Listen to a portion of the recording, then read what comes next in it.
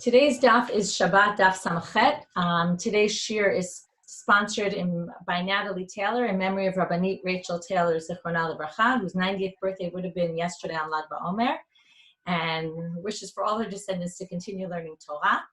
And it's also sponsored by Ruti Amal for Refuah Shlema for Rachel Permuth, who is undergoing a serious surgery today. Okay, we are going to start at the bottom of Samach Zayin Amud Bet at the beginning of the seventh parak. Okay, I mentioned before that really theoretically this should have been, one could claim that this should have been the first parak of Shabbat. The way it starts, there's a whole bunch of proofs that we'll kind of mention a little bit about why this would have been the first. One of the things that really struck me was the beginning of the Gemara. We're going to see is very typical of a Gemara at the beginning of a Masechet, where they start comparing the wording of the Mishnah and they compare it to wording that appears in other Mishnayot in the same way. So it's interesting how the structure really seems like the beginning. The concept really seems like the beginning because we're talking about very, very basic concepts of Masechet Shabbat. And the question is going to be, why is this? Why didn't it start out the Masechet? So first of all, we've talked about before how there were kvatzim of Mishnayot, which means groups of Mishnayot that people would memorize by heart. And sometimes when the Mishnah was edited, they took a section there and a section there, and then they put them together. So theoretically, this could have been the start of a Masechet Shabbat, so to speak, like a group of Mishnayot all about Shabbat. And then when Rabbi Yehuda Nasi put together the Mishnah, he decided, well, you know what, I want to start chronologically, which he does actually in a lot of Mishnayot, in a lot of his Masechtot. And therefore started with all these things, like a whole kovetz section of Mishnayot that dealt with things that you do before Shabbat, and then put this after. So that's a possibility. Anyway, with that intro, let's get started. Klal Gadol Amru b'Shabbat. Okay, the first thing the Gemara is going to ask is, why does it say Klal Gadol? Okay, a big rule was said about Shabbat. What's this important rule? Kol Ashocheach Ikar Shabbat. Really what we're going to talk about is not exactly Shabbat, but the issue is going to be our korban chatat that we keep referring back to, which is if somebody accidentally does work on Shabbat, if it's what we call shogeg, accidental, and from here we're going to get into accidental and what is accidental and where do we draw the line between accidental and, okay, we'll see, is there a line beyond accidental? Okay, maybe I'll just stop for a minute and just mention that the issue of shgaga comes up in many, many situations. I'll give you the most famous example, Adam muad la'olam. People are always responsible for their maasim. This comes up for their actions. This comes up in laws of damages in Baba Kama. Bein shogeg, bein mezid. It doesn't matter whether you did it on purpose or by accident. You're responsible for your actions. Another case is ir miklat. You go to an ir miklat. It's a city, a refuge city. If you accidentally kill someone, so an accident, you cause someone's accidental death. Now, Ir Miklat, a refuge city, is both a punishment, but it's also provides you with atonement. Now, that is incredibly comparable to this situation. Shgaga for Shabbat, you bring a korban chatat. What is it? So first of all, you're obligated. You've done something wrong, okay? Even though you haven't, you're not chayav skila. You didn't do it on purpose, but you've done something wrong. However, we also give you the opportunity to get atonement. It's got two sides to it. Because if we don't allow you to atone, right, let's say you've done something, we don't allow you to atone, well, then that's not good because you really want to get atonement for what you've done wrong. So there's always this balance. When we talk about shgaga, on the one hand, it provides you with atonement, so it's a good thing. On the other hand, it's also a type of punishment. Now, when it comes to laws of damages, we don't make any distinction. It's all the same. You're responsible for your actions, whether you did it on purpose or by accident. Whenever there's discussions, both in Baba Kama and when we talk about Ir Miklat, which comes up mainly comes up also in Shabbat, in Baba Kama there as comparison, but it also comes up in its own in Masechet Makot.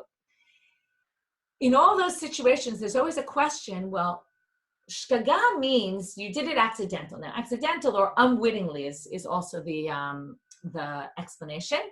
But what's the issue? The issue is, what if you really were shogeg? Okay, let's say you were really honest. Honest means you didn't know anything about it. You had no way to prevent it whatsoever. Right? Shgaga, let's say you kill someone accidentally. So you walked into the classic case, you walk into the forest, you chop down a tree, and something flies out of your axe and it goes and kills somebody. Now, you're somewhat responsible for that. You're using a tool. You should be careful when you're using it. You should make sure there's no people around you. So you didn't cause his death on purpose, but you were somewhat responsible. What if it was total onus? So when it comes to Ir Miklat, it's very clear. Refuge city, onus, you're exempt. You don't do, so number one, you can't get the atonement or the protection, so to speak, of the Ir Miklat, but you also don't really need it because you were onus. What about in damages? Damages is really interesting. There's a whole debate when it says Bein Shogeg, Bein Mezid, and then it says Bein Er, Bein Yashem, whether you're awake, whether you're asleep. It even says there's different machloket, whether it says Bein Ba'ones, Bein Baratzon, whether it was forced or whether it was willing. Anyway, there's a whole debate there about whether you're actually exempt if it's clearly onus and you really had nothing to do with it whatsoever and just something happened or someone forced you to do it, or right? Onus could either be you really had nothing to do with it or you were forced to do it where you had no intention whatsoever. But so there's a debate there. And the same thing is going to appear here, okay, which is, do you bring a chatat if you had no idea that there was anything of Shabbat? And that's what's going to come up in the Gemara. Where do we draw the line here? And it's a lot of it's what makes this sugi very interesting is because it has ramifications. It's the same concept that's discussed in a lot of different places about where do we draw the line between shogeg, mezid, and onus, okay? Between this unwitting in the middle, and yet there's, really not responsible and very responsible on the other ends. So with that, let's get started with the Mishnah. Klal gadol amru b'Shabbat. Kol ha'shochech ikar Shabbat.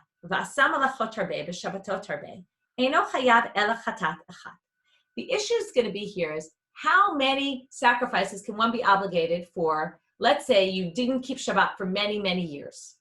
And then so in this case, you forgot Ikar Shabbat. Okay, what does that mean you forgot Ikar Shabbat? Well, generally when we say we forget, it means you knew and forgot. So what does it mean you forgot? It means you knew there was a concept of Shabbat, and then you forgot that there was a concept of Shabbat. You didn't remember. So years later, all of a sudden someone reminds you, say, oh my God, I can't believe I did all these things for all these years. How many sacrifices do you have to bring? So the Mishnah tells you only one, because it was one act of forgetting, okay? Next, Hayodeh Ikar Shabbat. You knew there was a concept of Shabbat, not like the previous case. V'asam melachot harbeh b'Shabbatot harbeh. You did a lot of different melachot on a lot of different weeks, okay? What happens here? You forgot that today was Shabbat. Okay, let's say you're on a desert island, okay? And you lost track of time, what day it is. So you forgot it was Shabbat. Now, you forgot that today was Shabbat. You knew there was Shabbat. You knew melachot were forbidden.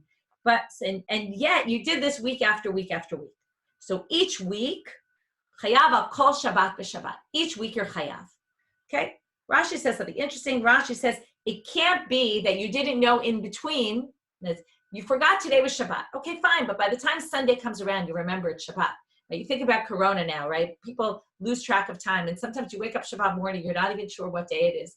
This week I woke up on Sunday and I was thinking, is it Shabbat today? Right? It's very confusing because we don't have a regular schedule. So let's say you didn't realize, but at some point during the week you realize. Some people say, what are you talking about? At some point you realize. What if you didn't realize, according to Rashi? Let's say you're on a desert island and you're off by your days and you didn't realize. So some of them are first to try to explain Rashi, that what Rashi really means is that even if you didn't really realize, the fact that 7 days go by and you know there's a concept of Shabbat and you didn't keep Shabbat, you know, and that would mean, I guess you weren't really off on your days. It's just that you didn't keep Shabbat because you didn't know that today was Shabbat. At some point you realize that 7 days have passed and you must have forgotten that Shabbat came up. They try to explain it in some way. But anyway, let's say you just didn't know it was Shabbat and you didn't know for a number of weeks. Each week you're responsible because this all goes with a korban chatat and shtagat. Whenever you forget something, there has to be knowledge to bring the korban chatat that you did something wrong. I'll give you another example.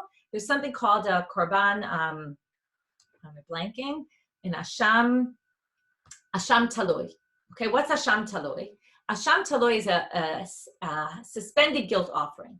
What it means is if you're not sure, generally you bring a chatat for any sin that you're supposed to get karet if you do it on purpose. If you did it unwittingly, you bring a korban chatat. What if you're not sure whether, let's say you ate a piece of fat, and you're not sure, was it the forbidden fat, the chaylev, or was it shumam, was it regular fat that you could eat?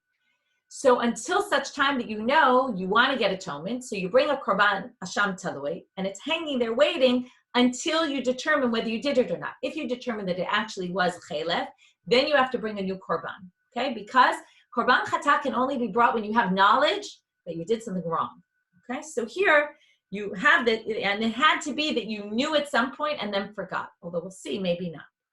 So the Mishnah seems to indicate the pshat is that there was some sort of knowledge to begin with, you forgot about it, and then you remembered. Third case, hayodeh shu Shabbat. You know there's a concept of Shabbat. You know that today is Shabbat. But what did you forget this time? Asa melachot harbeh b'Shabbatot harbeh. You forgot that melachot were asurot. Okay, you didn't know either a particular melacha was forbidden, or you didn't know in general. You knew Shabbat was maybe a day you hang out with your family and you don't go to work, but you didn't know that you can't do all these 39 melachot, and you cooked your food and you planted and you did whatever. So if you do that, chayav al kol av melacha umelacha. Then how many chataot you have to bring? And this is why this is going to be the lead-in to the 39 melachot and what they are, which we're finally going to hear in a few more pages. You're obligated for every melacha one chatat. So let's say you planted 50 Shabbatot, you're chayav one korban for planting. Let's say you did planting and then you watered the grass, which is a tolada, an outgrowth of planting, and you did other things that are outgrowths of planting, toladot. It goes within, you can never bring, let's say, more than 39 chataot for Shabbat.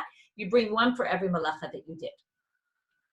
Okay. The first question of the Gemara is, before we start with the Gemara, I want to read a section, or I'll kind of paraphrase a section in Mishnat Eretz Yisrael that I made reference to before. I'll show you the book in the video. It's a really good book it's an academic work on the Mishnayot. And he talks about here, he says basically that every system of law, okay, or some systems of law don't really care about your intent or your knowledge of what you did, whether it was wrong or not. Some you're obligated for what you did, doesn't really matter.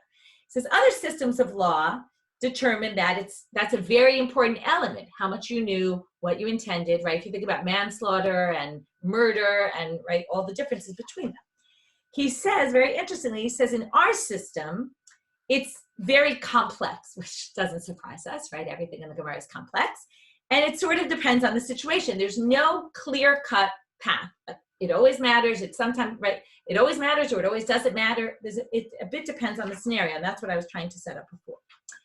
Then he says another very interesting thing. He says, why is yidiyah? This is different from kavanah. We've been talking about kavanah and intent. This is about knowledge. Did you know it was Shabbat? And did you do it anyway? Or did you not know? So he talks about, first of all, how knowledge, and it's fact, right? This is classic. Knowledge is a central value in Judaism. That's why we have to learn. That's why it's always, the importance of learning. Knowledge is super important to our religion. He says, however, we're going to see later that there's a debate what to do about someone who never knew there was a concept of Shabbat. How do we treat that person? So he says that even though theoretically our system doesn't really have tolerance for people like that, right? Our system says your obligation is to know. However, there's what he calls it salchanut. There's a little bit of forgiving. We're forgiving to those who really don't have the knowledge at all. So while on the one hand, it's really important to have knowledge and it's the basis of everything, and that's why yidiyah plays a very important role here. However, there's also a sense of forgiveness to those who happen not to know for various reasons why, there's various reasons why they wouldn't know, but there's a certain element of that. Okay, with that, let's get started. My taima tana klal gadol. Why does it start? So the first section is going to be a little bit away from the whole meaning of the Mishnah. The question is going to be, why do we call this klal gadol? Why didn't it just say zeh klal, which often appears, right? There's a general rule, a principle. Why does it say klal gadol? So ilema mishum dekabai limitne od klal acher. If you look on Daf Ayin Hey, later on the parak, it says there's another klal, another general rule. So therefore, tana klal gadol here. They wanted to say this has, and the Gemara is going to assume, or at least the Mefarshim assume that what we're talking about here there's a list of 3 things, and there's a list of only 2 things. So here's klal gadol, because there's a bunch of different sections to it, and there it's only 2, so it's a klal acher. Well, let's look at where else that wording appears. So if you want to say that, well, let's see. It works actually in another place too. Gabei Shvi'it, in Masechet Shvi'it, where it talks about Shemitah, Nami mishum dekabai mitne od klal acher tana klal gadol. Also there, because there's another klal, Therefore, it says, this is a klal gadol, and then there's a klal acher, and again, there's more things listed in the first one, fewer things in the second one, and that's why.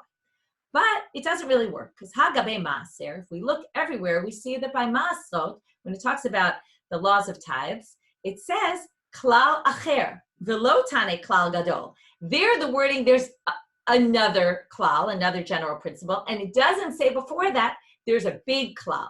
Okay, so therefore, you can't really say that. So Amar Rabbi Yossi bar Avin, Shabbat Ashvi'it di'ipe avot v'toladot. So Rabbi Yossi bar Avin brings his answer. He says, look, what's different between Shabbat and Shemitah that's different from Masrot? He says in Shabbat and Shemitah, there's avot and toladot. There's general, right, the 39 big basic rules, and from them there's details that come out that, things that are similar to it. The same thing appears by Shemitah. There's not 39, but there's also work you can't do in the land on the Shemitah year. There's main principles, and then from there, there's details. So in those cases, when you have avot and toladot, they talk in the wording of klal gadol and klal acher.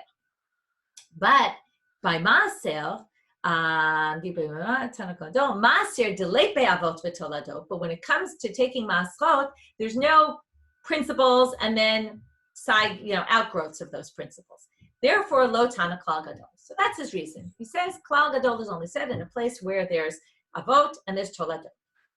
Ula bar kapara, but according to bar kapara now, they say, wait, that doesn't make sense, because if you're going to say every time it says klal gadol, it's because there's avot and toladot. Well, bar kapara had a different version of the Mishnah than we have. His version, his book of Mishnayot, people collected, like we always call the Braitot, or there's the Tosefta of Rabbi Chia. Bar kapara had his version. And in his version, Ditane klal gadol b'maaser, he had klal gadol written by maaser. And there's no avot and toladot. So if klal gadol is always synonymous with avot and toladot, it doesn't make sense according to Bar Kapara's version. So my avot, my toladodika, there are no avot and toladot by maaser. Elalav hainutama, so they reject Rabbi Yossi bar Avin, and they say the reason is gadol onsho shel Shabbat yoter mishel shvi'it. They're now going to say, I'm just in the mid-sentence here really, but I want to explain. They're going to say that there's a hierarchy. They mention klal gadol in a few places to show that even though they all kind of say klal gadol, one is bigger than the other. Okay, and it's to say, well, let's take all of them and line them up. One is more, okay, gadol onsho. Now, when you say onsho, you mean the punishment. It sounds like they're going to say, well, Shabbat, you get skila, and Shemitah, it's only a lo taseh, and Maaser, it's even less. And why is Maaser less than Shemitah? Because Shemitah, one of the punishments is that the land kicks you out. That's more serious than if you don't do Maasrot. So theoretically, we're going to say Gadol Ansho Shel Shabbat Yoter Mishel Shvi'it, but they're not going to really say it's the punishment. They're going to say something else about it. They're going to say Gadol the hekef. I'm trying to think of the word, but how far-reaching the isur is. Okay, so how so? De'ilu Shabbat ita bein b'talush bein b'mechubar. Shabbat applies to stuff growing in the ground that's either attached to the ground or detached from the ground. You could have all sorts of isurim about Shabbat, right? It's usher to plant, it's usher to harvest. It's also usher to make the bread once it's already detached from the ground. Ve'ilu shvi'it b'talush leita b'mechubar ika.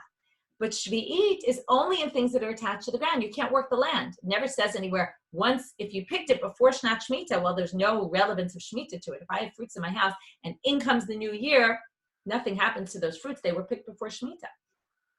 So therefore, that's not relevant. That's less, it's less far-reaching than Shabbat. Ve'ilu Shvi'it b'talush leita b'mechubar, sorry, I read that. V'gadol ansha shel Shvi'it yoter min ha'maaser. And now let's go down the list. Shemitah applies to produce that humans eat and even produce that you would give your animals. Whereas if you're just giving the food to your animals, you don't have to take trumot and masrot. So there you have, maaser is one level down. Okay, so now they say fine. So instead of saying it's because of avot and toladot, and that's why it uses klal gadol, because we added bar kapara to the picture, we said it must be something else. And in the end, we say it's to show this hierarchy of Shabbat applies to more things than Shemitah, Shemitah applies to more things than Maaser. Okay. Now they say, well, bar kapara, detani klal gadol b'Maaser. Well, now according to bar kapara, though, klal gadol has to be, again, in comparison to something less. So what's less than Maaser? What applies to less things? That would be in the similar category. So they say, gadol onshal shel maaser yoter mishel pe'ah. It's more far-reaching than pe'ah. Pe'ah is that you have to leave the corner of your field to the poor people. De'ilu maaser ita b'teina v'yerek, ve'ilu pe'ah leita b'teina v'yerek. There's some cases where maaser is applicable and pe'ah is not. What are these? Figs and other trees that are like figs. We'll see what. And yerek. Yerek means vegetables that aren't stored. Okay, like onions and garlics you can store for a long time. But cucumbers, for example, don't stay very long. So cucumbers, there's no chiyuv of pe'ah. There only is for onions and garlics and things that are like that. So how do we know this? Ditnan klal amru be'pe'ah. They gave a rule about pe'ah. Kol shu ochel, it has to be food. Vinishmar, it has to be something you protect. We'll see in a minute what that means. V'gidulo min haaretz, it grows from the ground. L'kitato ke'echad, you pick it all at once. Umachniso l'kiyum, and you store it for the long term. Chayav be'pe'ah, it has all those things, you're chayav. So now it's going to go through one by one. Ochel, that was a Mishnah that we brought. So now they're going to say the word ochel in the Mishnah comes l'mi'ute sviche satis v'kotza. It comes to exclude something called satis, and kotza is the madder plant, but both of those were used for their dyes and they weren't used for eating. V'nishmar l'mi'ute hefker. If you say my field is hefker, I don't care, anyone can come in, that's the opposite of a protected field. So if you say my field, anyone can come in, you no longer have to do pe'ah and leave the corner. Right? Mushrooms are just fungi that grow from the ground, but they're not nourished by the ground. So that excludes those. You pick them all at once. Which gets picked. Some people even say it gets picked. Some will be ready in the morning, some will be ready in the afternoon, and some at nighttime. I think otherwise you could just say, there's a few different times in the season when you would pick them, or maybe you might pick one day and then a few days later you'll pick others. Now there's other trees like that also, anything that's like that. I think what I read was that figs are the most extreme in that way. I don't know if that's true, but right, I keep saying that I need to learn more about agriculture to understand the Gemara better. Okay, and that's to exclude any vegetables that you wouldn't keep for the long term. How do we know this isn't the same for maaser? Because it says, it only mentioned the first three. Those are obligated to maaser. Okay, those aren't listed there, so it must be. So again, we explained klal gadol. Again, this is not exactly the way you would have read this Mishnah if you hadn't read the Gemara on this. According to the Gemara, the reason the Mishnah uses klal gadol is to compare it and say, this is bigger than the other klal gadol in Shvi'it. And Shvi'it is more broad-reaching than Masrot, and Masrot is more broad-reaching than Pe'ah. And that's why I use the Lashon of klal gadol. Okay, now we get back to the real meat and potatoes of the sugya, which is Rav Ushmuel de Amre Travayu Matnitin. Remember our first line. We're now going to go back to our first line. I'm just going to summarize very briefly before we move on. 3 cases in the Mishnah. First case, Shocheach Ikar Shabbat, which we understood so far to mean you knew there was a concept of Shabbat, but at some point you forgot it. Then we have, you remember Yodea Ikar Shabbat. You know there's a concept of Shabbat, but you forgot that today was Shabbat. And third is Yodea, Yodea Shehu Shabbat, but you didn't know that Melachot were forbidden. Okay, those are the 3 cases. But now Rav and Shmuel are going to add a 4th. And once they add a 4th, it's going to be very tricky how we translate the 3 cases. Okay, we're going to add a 4th that basically comes on top of, it's the most lenient, or you would think the most lenient of all of them, and then we're going to have to use that to kind of figure out the rest. So let's see. Rav Ushmuel de Amar Travayu matnitim b'tinok shenishba leben hanochrim beger shenitgayer leben hanochrim. The Mishnah is talking about, there's a very famous phrase, tinok shenishba. It means someone who was born and was taken into captivity and never really knew laws of Shabbat, right? The first thing that comes to mind is the Holocaust, all these children that were taken over by non-Jewish people, and they had no idea about any, right? They didn't grow up learning any laws of Shabbat. They didn't know anything. Or, a ger shenitgayer leben hanochrim. This is a fascinating line. Someone who converts among the nochrim. What does that mean? So, one option is to say, converted on his own. Okay, someone converts on their own, and they never really learned the laws. Right? Because if they converted through, let's say, a beit din, whether it's a beit din that's a formal beit din, or whether it's a beit din of 3 men that, kind of create a beit din, then you would assume the person converted, they were taught the laws.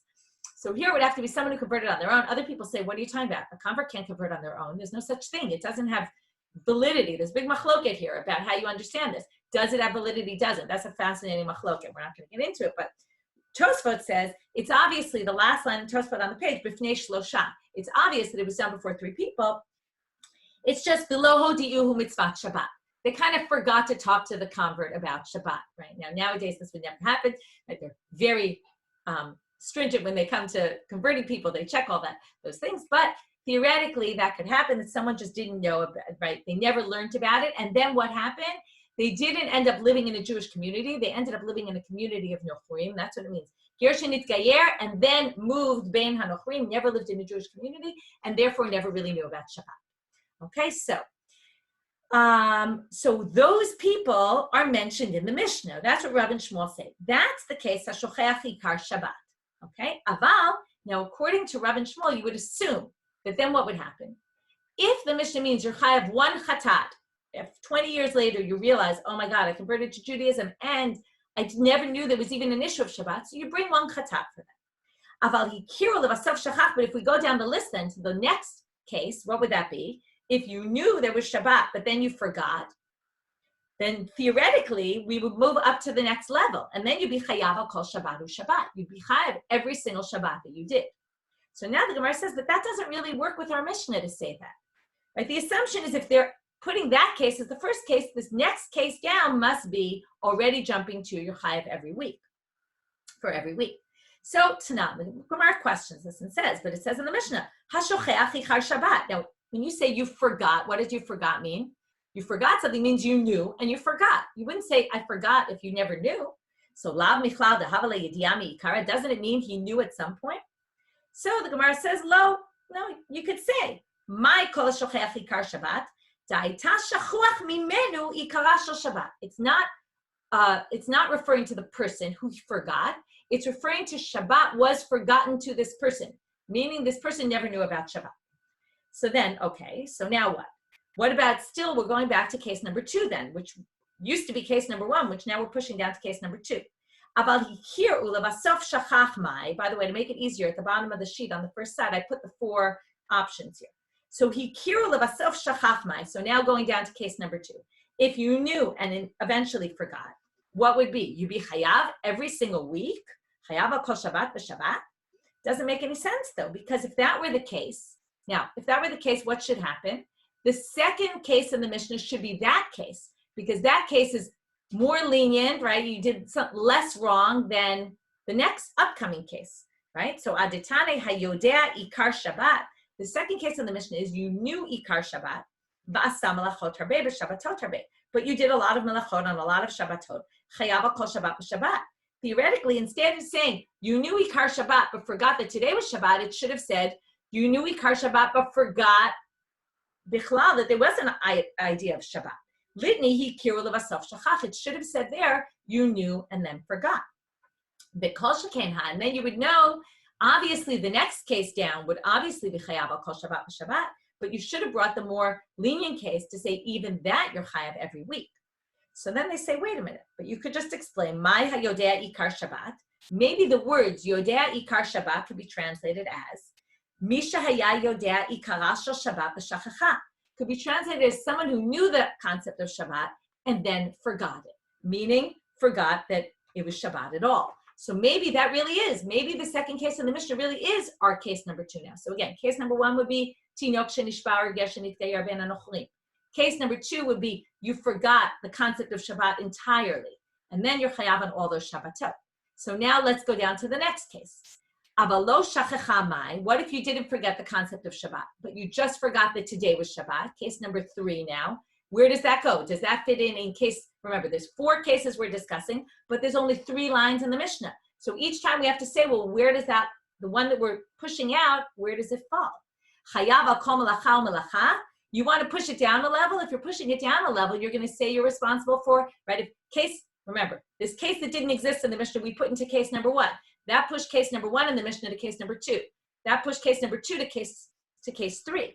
So now we push down a level, and now we're going to say it's chayav al kol melacha u melacha. If you want to push the third case here into the third case on our list into the third case in the Mishnah, Adatane hayodeh shu Shabbat v'asam melachot harbeh b'Shabbatot harbeh chayav al kol melacha u'melacha. Again, don't say the more chamor case that obviously you're going to be chayav kol melacha. Why don't you say litnei hayodeh ikar Shabbat? You just forgot that today was Shabbat, and yet you're chayav on every single melacha, and then you know that kol shekain, obviously all the more so if you forgot that melachot were asurot. Okay, but kol shekain ha. So now we're stuck because basically, if really the last case in the Mishnah is that case, it should have said case number 3 and not case number 4. And it really said case number 4. It says you forgot there were melachot. So basically, because of all this, okay, we kind of tried to push it and fit the 4 cases into 3. We couldn't really do that. So we go back to square one. And we start from the beginning of Rav and Shmuel, and we're going to understand Rav and Shmuel a little bit differently.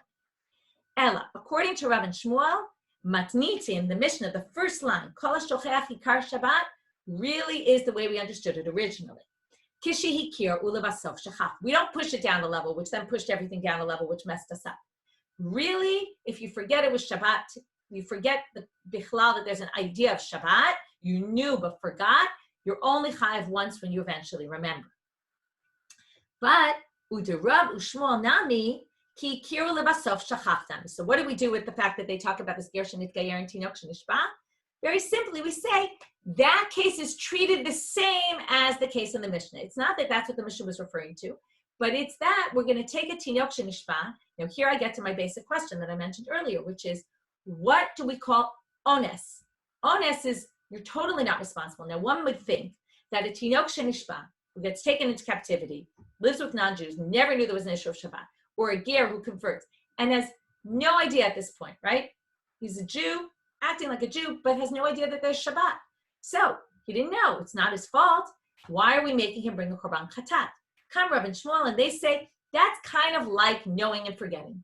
Okay? They put it in the same category. They put it in the shtaga category and not the onus category. Okay? Here comes another, okay, Bahachi Itmar. And here they say, this is what Rav and Shmuel say. Rav and Shmuel, the Amri Travayu, Afilu tinok shenishba ben anochlim, beger shenitgayer leben anochlim, ki kiru lebasof shachach is just like that case, vechayav, and you have to bring a korban. Here comes the dissenting opinion. Rabbi Yochanan, Rabbi Shimon ben Lakish, the Amri Travayu, both of them say, Dafka hi kiru lebasof shachach. No, the Mishnah is really only referring to one case. Aval tinok shenishba ben anochlim, beger shenitgayer leben anochlim, patur, exempt entirely. That's onus. Wasn't our fault, right? We had no idea. I had no clue that this, how can you make me bring a korban for this? And they hold, and this is a very basic difference, right? You have to wonder, what would Rav and Shmuel say would be an onus case? So according to them, onus would be what the halacha calls anus, which is if somebody forces you, somebody puts a gun to your head and makes you do a malacha, then you wouldn't be chayav a korban chatat because you were forced into it. That's onus. But anything less than that, you forgot, you didn't know, you never learned it, that's not. And this maybe goes back with what Safrai was saying, that the halacha, our system is all built on knowledge. And the fact that you didn't learn makes you somewhat responsible. Even though you didn't know, and especially a tinok shenishba, what was he supposed to know? But theoretically, you're responsible anyway. You're held responsible for not knowing. That's like viewed as something important. Okay, so now we're going to have some questions on Rabbi Yochanan's approach. We're going to bring a braita, meitive. Klal gadol amru b'Shabbat. Kol hashocheach ikar Shabbat v'asam melachot harbeh b'Shabbatot harbeh eino chayav ela achat. Ketzad. So that's so far as like our Mishnah. But now the Mishnah, this braita says ketzad. What would be a case of that? So it says tinok shenishba leben hanochrim, beger shenitgayer ben hanochrim, v'asam melachot harbeh b'Shabbatot harbeh eino chayav ela chatat achat. The braita says exactly our case, and what does it say? You have to bring a korban chatat, only one, but you have to bring korban chatat. So this case goes, this braita goes explicitly against what Rabbi Yochanan Rish Lakish said, that if you're a gershon nitgayer ben anochim, or you're a katan tinok shenishba, you do not have to bring a korban at all. And this says very clearly, you have to bring a korban, one korban on all the Shabbatot that you desecrated, al hadam achat, va'al chelav achat, if you ate blood, if you ate the forbidden fats, al avodah zarah achat. They're bringing all sorts of cases where if one does it unwittingly, one has to bring a korban chatat, a sin offering, and says that category of people also has to bring. Umunbaz poter. But comes a different opinion. Munbaz says you're exempt. So, by the way, you see here, the same machloket Rav and Shmuel versus Rabbi Yochanan and Rish Lakish is in this Braita. But right now, the Gemara is really not focusing on Mumbaz. They're just saying, look at Tanakama. Tanakama goes against Rabbi Yochanan. I guess they're assuming, how could you hold like Mumbaz? You must not. Okay, and now the Braita is going to continue a little bit with the discussion between Mumbaz and Rabbi Akiva. V'kach haya Mumbaz dan lifnei Rabbi Akiva, ho'il umezid karoi chote, v'shogeg karoi chote. By the way, Mumbaz seems like there was a Mumbaz Hamelech who was a convert. It's very interesting that some people say he's descended from him. I don't think he is the Mumbaz we were talking about. I didn't do enough research to look it up, but I'll try to look it up for tomorrow. But it seems that he was at least descended from converts, which is interesting because he's saying basically if you're a convert between you converted and you ended up with Nochrim, right? He's got more sympathy for them. He basically says, look, you're going to be exempt because how could you have known? So Kachaya Mumbaz dan lifnei Rabbi Akiva. This is what he said to Rabbi Akiva. Ho'ilu mezid karoi chote, v'shogeg karoi chote. There's two verses about, there's a verse about shogeg where it says nefesh ki tachta b'shkaga, and there's a pasuk about mezid which says nefesh ki tachta b'shama kol ala. It's in the Korban Levi Yoreh, the sliding scale offering. So both are called techta. The same word is used if one sins. So what do you see from the similarity in the wording? Ma mezid shaitalo yidiyah, af shogeg shaitalo yidiyah. When you do something on purpose, you obviously know about it. Therefore, we're going to learn from there to shogeg, there has to be some sort of knowledge. Okay? And that's how he learns it. Rabbi Akiva thinks this is the most ridiculous, right? And that's why someone who had no knowledge whatsoever would be exempt. Rabbi Akiva thinks it's a ridiculous comparison for good reason. He says, Amar Rabbi Akiva, Hareini mosif al dvarecha. If I'm going to take you, I'll take you all the way. When did you have knowledge of the act if you did something on purpose? While you were doing the act. Now, when are we talking about yidiyah and shogeg? Before, but when you did the act, you didn't really remember. So he says, if we're going to learn yidiyah from mezid, then let's learn it all the way. And let's learn af shogeg shaitalo yidiyah b'shat maaseh. Well, then let's say, oh, if you're going to say shogeg is like mezid, you're basically saying there's no difference between shogeg and mezid. Both have knowledge. And when's the knowledge? Must be b'shat maaseh. In which case, you basically eliminated the whole category of shogeg. You can't, basically saying you can't compare shogeg and mezid. They're obviously two different categories. Amarlo, Hain, Mumbaz said, actually, you're right. Shogeg does have to have some sort of knowledge, b'shat maaseh. Okay, I'm going to leave this sentence unexplained. We're going to explain it in tomorrow's daf, but I'll just tell you a brief. What he's basically going to say is there is some sort of case, not that in every case, but there is some sort of case where we can call something shogeg and you have some sort of knowledge in the act of the maaseh, and therefore you could actually say what you just said. It's not so ridiculous. Because can't show safta, and I'm glad that you added that because you're right. It's actually true. So Amarlo, Rabbi Akiva says no, but lidvarecha ain't a karoi shogeg ela mezid. If you're going to say there was knowledge at the time of the act, that's mezid. That's not shogeg, and you can't say that. Okay, that's the end of the discussion between them. Back to our case, we brought this to basically say, look at the main opinion in this Braita. What does it say? You have to bring a korban chatat even if you never had any knowledge of Shabbat. Katani mia, so they're going back to the words of the Braita. Ketzad tinok, it said, how so? A tinok shenishba and a ger shenitgayer is chayav to bring a chatat. And Rabbi Yochanan and Rish Lakish said, you're not. So bishlam ala Rabbi Shmuel nicha. Rabbi Shmuel makes perfect sense because they said exactly that. A tinok shenishba and ger shenitgayer has to bring a korban chatat. Ela Rabbi Yochanan and Rabbi Shimon ben Lakish kasha. But their opinion is difficult. So the obvious answer that they bring is, Amrelach Rabbi Yochanan Rish Lakish, they could say, Lo, mi'ika mumbaz de patar, anu damrinan kemumbaz. Oh, sorry, I read it wrong. Lo mi'ika, is it not that there's an opinion of mumbaz in that Braita? We hold like mumbaz. Okay, very simply, that's our right.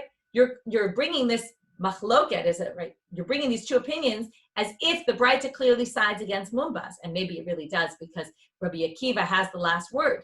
But they're basically saying, but we hold like mumbaz. We actually believe in that approach. And there we go. You can't contradict us with the Tanaitic source because we say we hold by those Tanaim.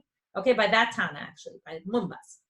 So that's what they say. We basically end up with this big basic machloket between Rav and Shmuel on one hand and Rabbi Yochanan and Rish Lakish about the tinok shenishba and ger shenitgayer, which is the exact same machloket that Rabbi Akiva and mumbaz had, which again goes back to how much does knowledge play a role? Where do we draw the line between shogeg and ones? Right? How much do we obligate someone if he says, I didn't know?